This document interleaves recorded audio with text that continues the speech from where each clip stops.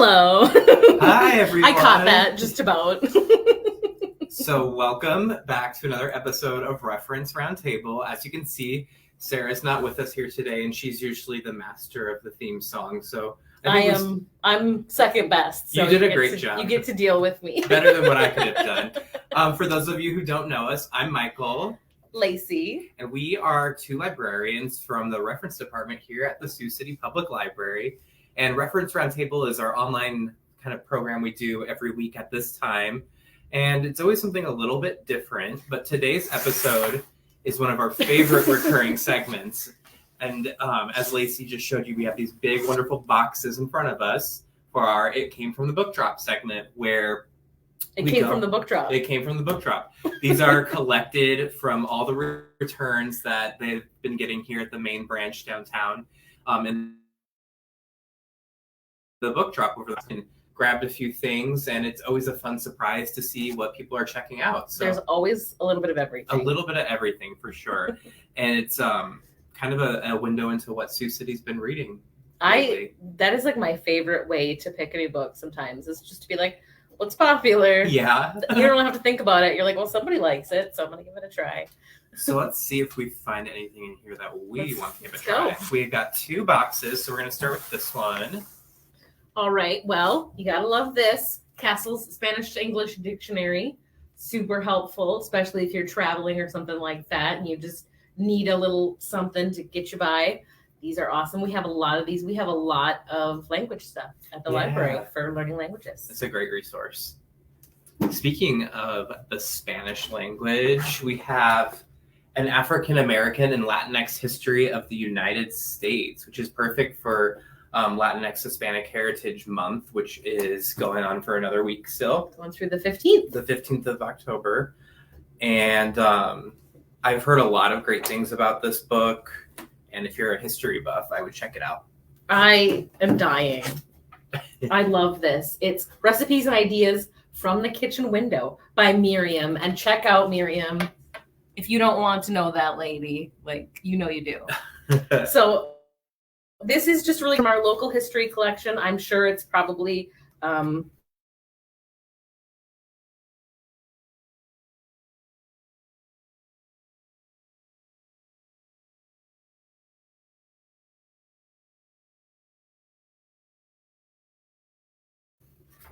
just going to keep talking. That was the curse of Miriam.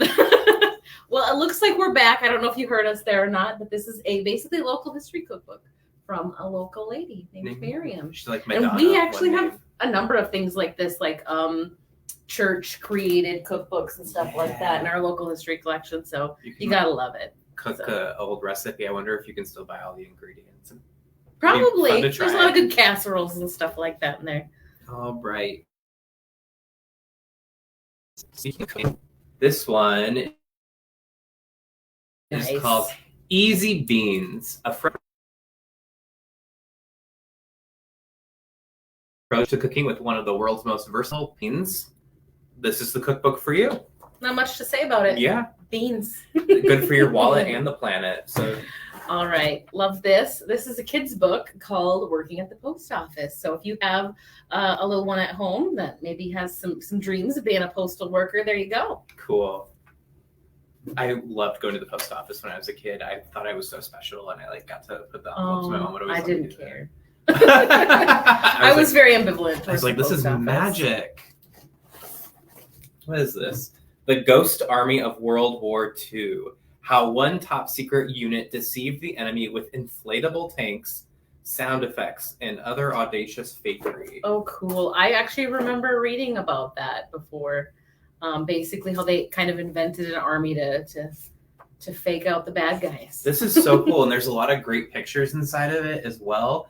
I would check this one out. That's neat. And then, of course, we've got to have, that's a tome. We've got to have a good biography. This one is about Marcus Aurelius, and it's by Frank McLynn. There you go. And Marcus Aurelius is really having a moment the last 5 years. Have you ever heard of like Stoicism, kind of that like philosophy of life? Marcus Aurelius was one of the really big like proponents of that. So he's kind of had a resurgence of popularity. Ooh, we've got an Anne Washburn comment. She says the Ghost Army book is fascinating. Yeah, it definitely looks like it. It looks really well done too, really beautiful. Mm-hmm. Let's see. We've got another war book there. There is another war book. The Ace of Aces, The Life of Captain Eddie Rickenbacker. So, World War One. Ooh. Going a little further back. Huh. So a specific biography about a famous soldier who was known as the Ace of Aces. That's the title would suggest. He was I don't know, I'm definitely not a World War One buff, but I definitely have heard of Eddie Rickenbacker, the flying ace. When I read the title, I wanted to say Ace of Base. I don't know why. Okay, this is super cool. It's a pop-up book. It's called The Easter Unicorn by Janet Lawler. And of course, it's a pop-up book, so it would be wrong of me not to pop up. Look at that. Look at the jumping bunny. That is so cool. So that's Easter Unicorn. If you need to start on your Easter celebrations. Yeah, not the holiday in the front of my mind right now, but this I recognize from when I was younger. I remember reading this, Voyage on the Great Titanic, The Diary of Margaret Ann Brady. And it's from a series that's kind of from the early 2000s of historical fiction for kids that's written in like a diary style. So instead of chapters, it's journal entries. And it's a really cool, like, historical fiction first person. Way to get kids into like history. Oh yeah, if you're not just like reading a straight up history book. Yeah, if they like the Magic Tree House books and stuff like that, they would love this. Or the I Survived. I know that's a big thing for kids. That's kind of the I Survived series. They have one that's about grizzly bear attacks. Oh, that sounds horrifying. I read it. It was good. We've got another kids book, and this is super timely. It's voting in elections. So it is a kid's book, all kind of about what are elections, why do we do it. So that's really cool. And there's midterms coming up in November. So a lot of people will be voting. And wondering, what are elections? Yes. All right. We've got a DVD, and this is the brand new Munsters movie that Rob Zombie directed. And at first, I couldn't believe it's a Rob Zombie movie with a PG rating. Like, it's a family movie. It's a family movie. And I think of him as more of like a gory horror director. But I love the Munsters show. I used to watch it on TV Land all the time. So I'm going to need to watch that because we're in the spooky season. Oh, so for sure. I think it'll be popular. I'm sure this is going to go right back out to someone. Ooh, I just like the look of this one. It's called Read This for Inspiration, Simple Sparks to Ignite Your Life by Ashley Perez. Pretty. And it's kind of like a small little hardcover. And oh, cool. It's almost like it's got like little stories and snippets and stuff like that. There's kind of a cool picture of like Frida Kahlo. So yeah, it's just kind of things I think to keep you feeling inspired and ready to go. Probably a good one to pick up in the winter. Yeah. You know, when you need a little extra spark. Or every day for me. We have another kids book about voting. This one's called Finish the Fight, The Brave and Revolutionary Women Who Fought for the Right to Vote. What cool illustrations. Yeah, this one looks really cool. And it's just a couple years ago. It was the 100th anniversary of women getting the right to vote. So it's also like, I wonder if it came out around that time because this looks newer. Mm-hmm. So it's going to have all kinds of is so information. Cool. Yeah, that's just worth flipping through, even if you don't want to read it cover to cover. Like, that's cool. I might check this one out because it looks awesome. And look, we got Ida B. Wells in there. Very cool. All right. Ooh, this is another kid's book. Where is the Bermuda Triangle? Ooh, that's kind of spooky. It is. I was so afraid of the Bermuda Triangle as a child. Even has a map inside, so you can see like the Bahamas and everything. That's really cool. That's where Amelia Earhart went down, right? Yes. Yes, it is. I think there's one more in there for you. All right. We've got a For Dummies book. And like you were saying, we have a lot of language resources. And this one is a Japanese language resource. So if you're trying to learn Japanese and want to practice, this has all this kinds of vocab and stuff to help you learn. And I think somebody who has learned Japanese before or studied it, you need all help you can get. Yeah. It's a really cool language, but it is not like any, like romance language. If you've ever studied like German or Italian or French or Spanish, nope. There's no crossover. Did you ever study Japanese? Yeah, I did. Ah. College. That's I cool. took it for a semester, and it was so hard. And I took it for fun because I'm crazy. Well, the Box 2. it's your turn. Well, yep. I'm going to do these both at the same time because they go together.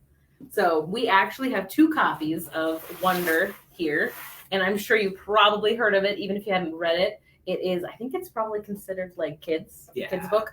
And they made a movie out of it, and we actually have it in both English and Spanish. So that's really cool. The author is R.J. Palacio, and it's called Wonder. Nice. And yeah. Remember that was really popular a few years ago. Like every kid coming in was asking for that one. We had to buy copies and copies and copies for the library because it was always checked out. And like adults like that one too, because I had adults who were coming in looking for it. Oh too. yeah, definitely. I think book clubs even did it, like for their book club. So it has like a lot of appeal. Speaking of appeal, this does not appeal to me, so I'm going to get it out of the way. Snakes of the World. Michael does not like snakes, so we're going to move swiftly on. And that's all there is to say about that. I know there. All right. Here is a very appropriate book if you need a spooky book for October. Final Girls by Riley Sager. I think most of us in Reference have read this. I need to. I haven't, but it's been on my list forever. It's just a straight up like thriller kind of horror movie.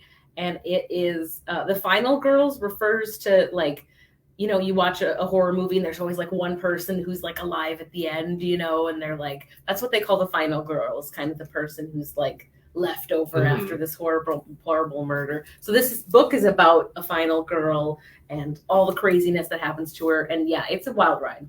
Ooh. Oh, have you not read this? No, I've been meaning to for forever. I know Sarah has. I always get that one mixed up. I always think it's like a Grady Hendrix book because it gives me Grady Hendrix vibes for whatever. I think you'd like it, and it's a really fast, like fun, spooky read. So if you want to like knock a book out in a weekend, that's a good one.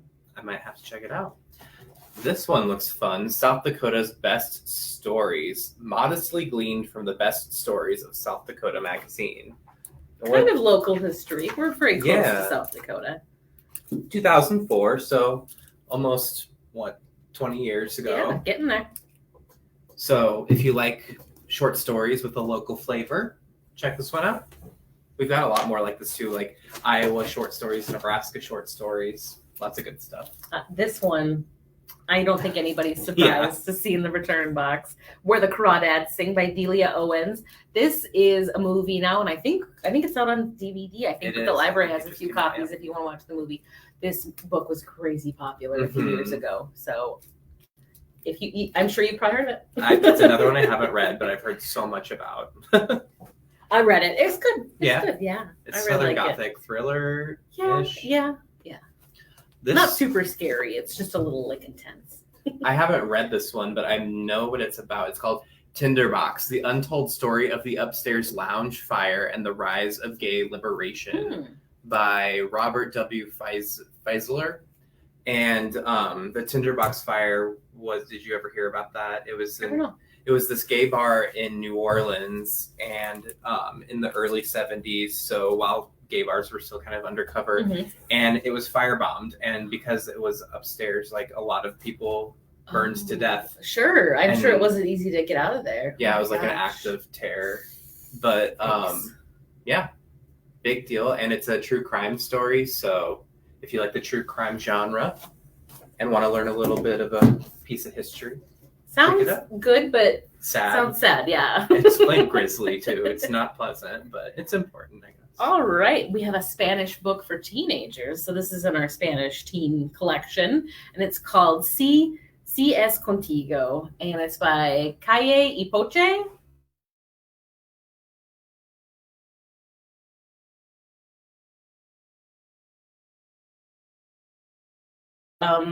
Spanish books for basically all ages.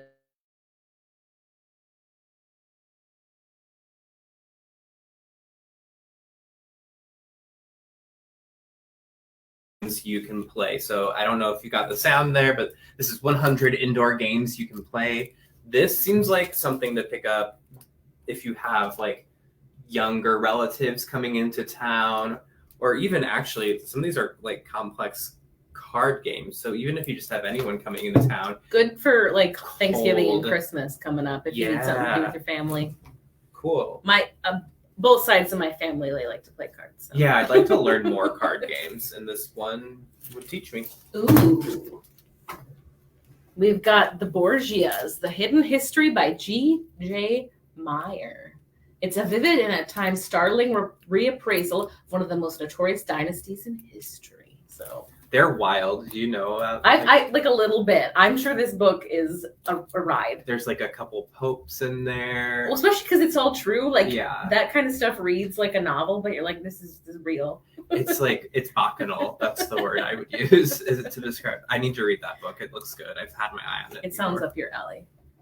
Oh Getting gosh, down I there. have this cursed book. This book is called Dark Archives: A Librarian's Investigation into the Science and History of Books Bound in Human Skin by Megan Rosenblum. So that's Spooky. morbid, macabre, gothic, gross, but kind of perfect for Halloween time. Definitely.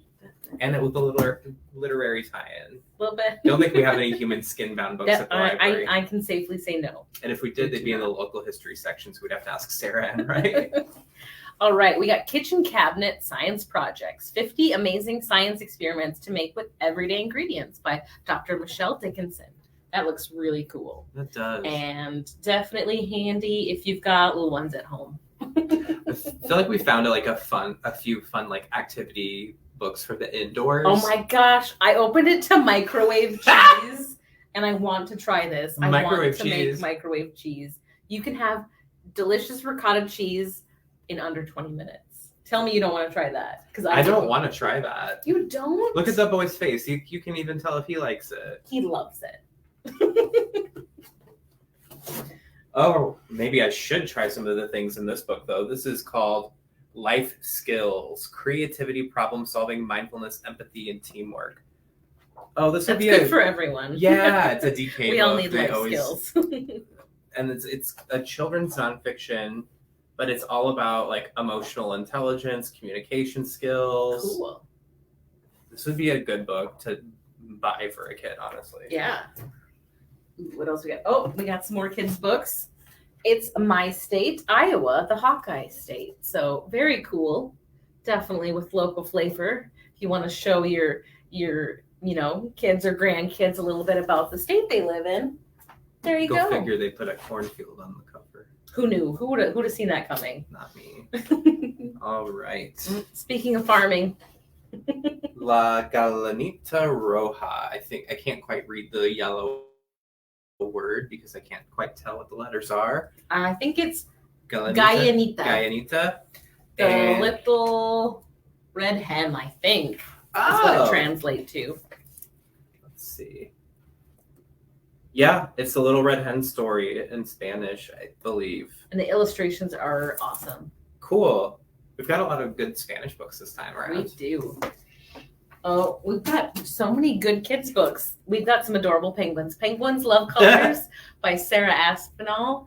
And look at them with their cute, colorful berets. Show the back where they're all each a different color. Look at they've painted themselves. Isn't that cute? That is. Kids' books are the coolest. Well, this is a Spanish children's nonfiction book called Rojo, and I know what that means. It's red. Good job. I had a few context clues too. So it's all about learning your colors and learning Spanish. Yeah, in Spanish, and the color red in particular. Cool. That's awesome. Ooh, I think this is our last one. It's Bat Owl by Mary Louise Fitzpatrick. Again, so cute. Look at the back even. The owls have little hairdos. Yeah, they do. They look like that middle part. Oh, they're so cute. They have like TikTok hair. That is, I don't ever get to look at the kids' books here because I work in the adult department, and oh my gosh. Oh, they're the best. I could spend all day looking at these. There's one last thing in here that just fell out of a book. That's what we were giggling about. And it's a fortune from a fortune cookie, and it says, Isn't that fun? And this actually is funny because it happens a lot. People use receipts or or 25% coupons coupons or that kind of thing all the time, in their book, and then they leave it in the book, and then the book gets returned and we get their receipts. Or I've gotten a lot of shopping lists. I found an ultrasound once. Whoa. Yeah. That's wild. I found somebody, what was it? It was like a patch or a sticker of like the flag of Colorado. And the person like actually called like a couple of days later and was like, "Do you have my Colorado sticker?" And we're like, "Yes, we do." All right. This is our fortune. I think it Okay. applies to both of us. A lifetime of happiness lies ahead of you. Oh, that's nice. Isn't that I think sweet? we should share that with everyone. We'll share That's it with everyone. Here, everyone's fortune. you can't read that, It's but very tiny.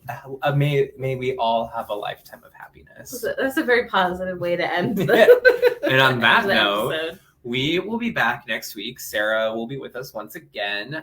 I don't know what we're going to do. This week was supposed to be the new books, the new month, new books. We just didn't have very many new books come into the library Right. this week. So it could be next week that we do the new books. We're just going to do it when we have some new books to talk about. I So guess we'll find out then. next week will be whatever next week is. And isn't that how life works? But we'll be here with something for same, sure. Same time, same place. So we look forward to seeing you then in whatever capacity. And until then, enjoy the rest of your week and keep reading Sioux City. We'll see you See ya. next time. Bye.